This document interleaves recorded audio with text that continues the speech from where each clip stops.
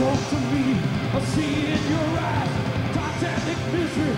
Shame you're alive. The faces you see, the faces in your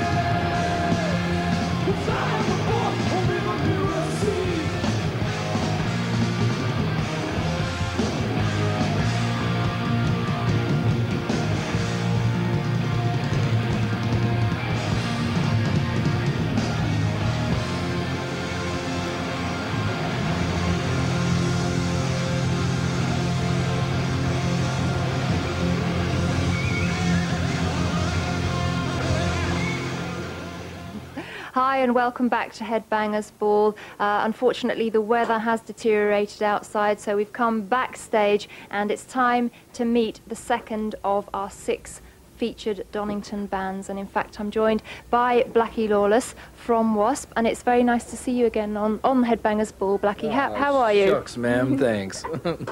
Now, just make me blush. Straight to the Donington questions. You came off stage about an hour ago, and of course you have played here before, but today I think it's safe to say under very different circumstances. How do you feel about Wasp in 1992? Well, I've played this place twice now. This is the second time, but this is the 4th time I've been here.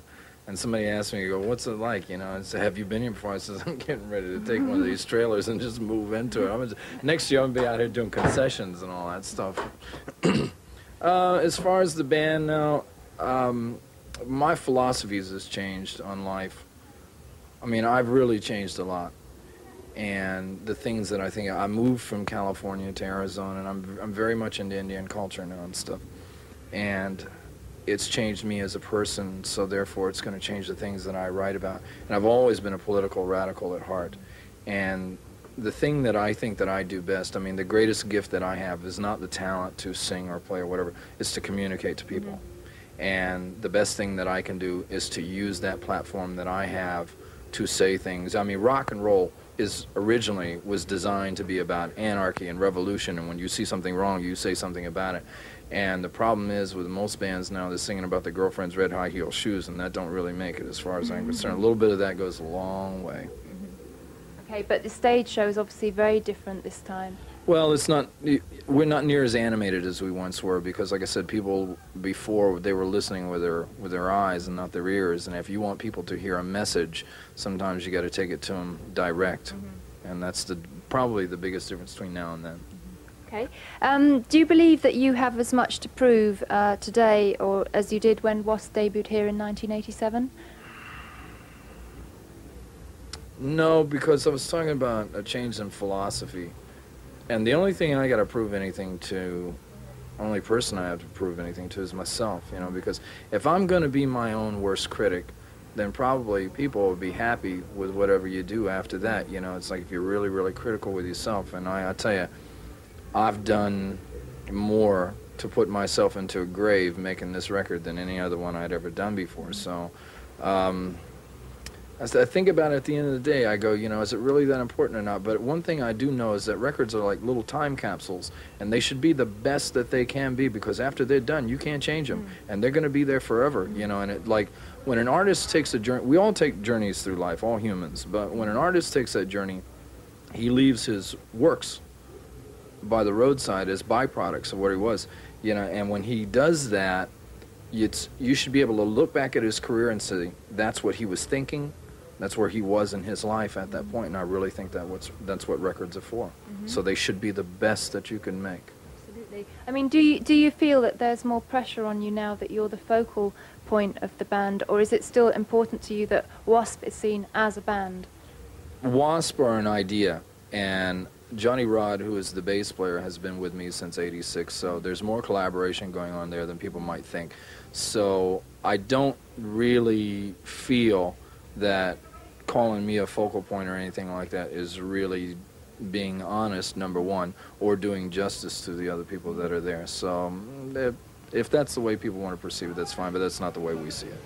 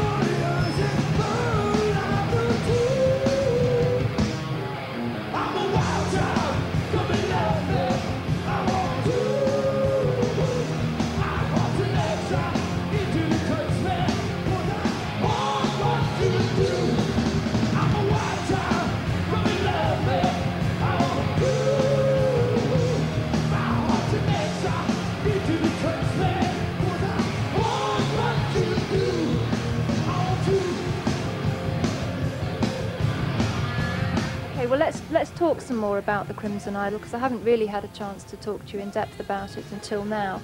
We know that it's the story of Jonathan, and people are calling it a concept album. Did you find it easier to write to a concept rather than just like individual songs?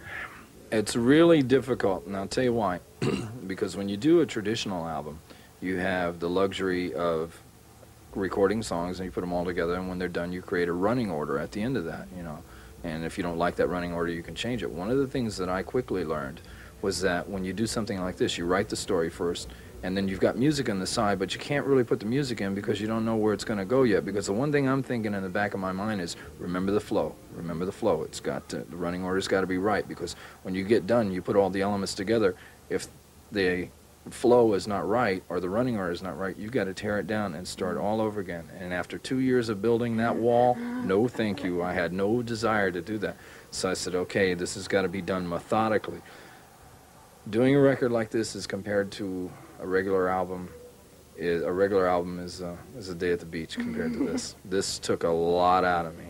And I wrote Pete Townsend a letter the other day because I told him before I started this album what I wanted to do and what the story was about and all that, and he pretty much patted me on the back and said, yeah, I think it's a good idea. But one thing I did not know was that when it was over, how it was going to change me. And when you live with a character, see, there's 9 characters in the story of the Crimson Idol, and you don't just put a name on somebody and expect them to be real. You got to give them all a heart and a soul and a mind and a personality and everything. I mean, to me, they were very real. And when you see the pain that someone goes through in a story like this, it'll put you through changes as well. So the letter that I wrote to him the other day, I says, obviously you have been through this before, but I had not. I said, this took me on a journey, a very bizarre journey, one that I'm not sure that I want to repeat again because of what it did to me. It's like I said, when you deal with a depressing subject day in and day out, and that boy became as real to me as you're sitting here in front of me now, it'll do a number on you.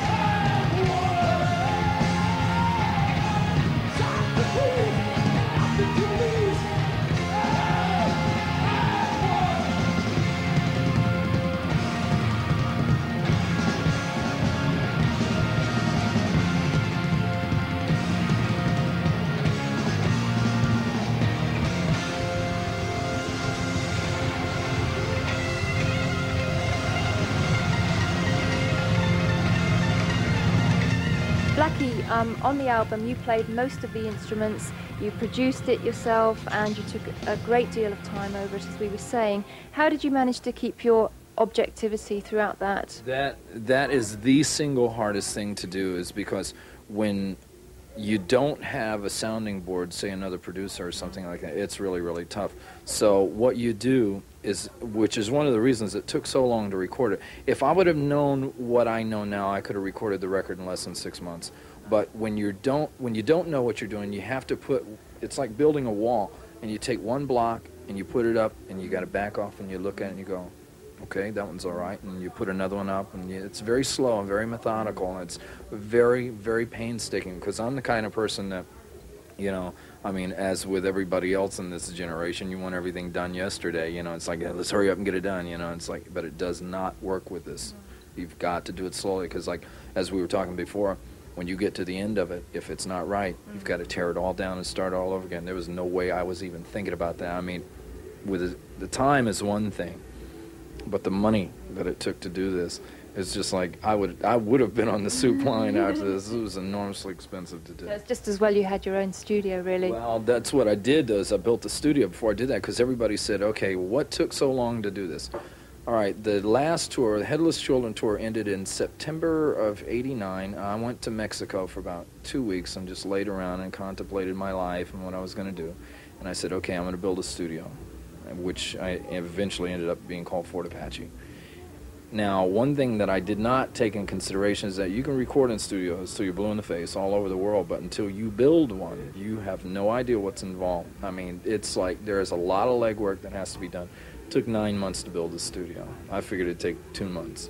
So I'm off the mark there. Then I get into the storyline, and the story took a year to write. So I'm writing the story while the studio is being built. Now, in the meantime, I'm writing music, but like I said before, I don't know where the music's going to go because the story's not finished yet.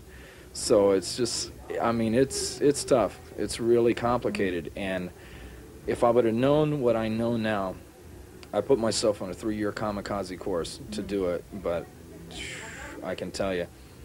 Well, basically, every single aspect of this album has been like a tremendous learning process for you, hasn't it? Nothing that I did on this record was like anything I had ever done before. And one thing I will say is that if I do another record like this, which I probably will in the future, that I've got some of the formula down of how you have to go about it. But it's like, you know, turning somebody loose, you know, in the desert and say, find your way without a road map. You know, it's like, okay, where do I start? You know, and you start calling on every ounce of experience that you've ever garnered or accumulated, and it's tough. And the moral of the story is be careful what you wish for. Does that in any way apply to your own life? Well, yeah, because like so many times, you know, we think we want things and we don't, you know, and we finally get it and we go, well, this is what I thought it was going to be, you know, which is this boy's quest is like, he's like standing at the foot of the mountain and he's miserable. He hates his life, hates his parents, hates everything, you know. But he's looking up the mountain and he's thinking to himself, well, if I get up there, I'll be all right, you know. Well, he struggles and he finally gets there. The one thing he doesn't plan on is that once he gets there, he's still miserable. And in reality, he was better off when he was down at the foot of the mountain because he was miserable there too, but at least he had somewhere to go. Now he's on top and he's still in trouble, and there's only one way out for him. Which best to listen to the album and find out. And very quickly, would you like to be able to perform this album in its entirety, rather like Queensryche did with Operation Mindcrime, with all the visuals and stuff? We will do. We've already shot the story in movie form with all 9 characters in it, so they will see that when we perform it live. When we come back to start our own proper tour, which starts at the end of September here in Europe, we will do the record in its entirety from beginning to end. Brilliant. Oh, well, I shall really look forward to that. Okay, well, thank you very much for taking time out to talk to me. It's so interesting. I've got 10 more questions, but we are running out of time. We've got Slayer coming up for you on the Headbangers Ball, but right now we are going to see more of Wasp's absolutely blistering live performance here at Donington. Check this out.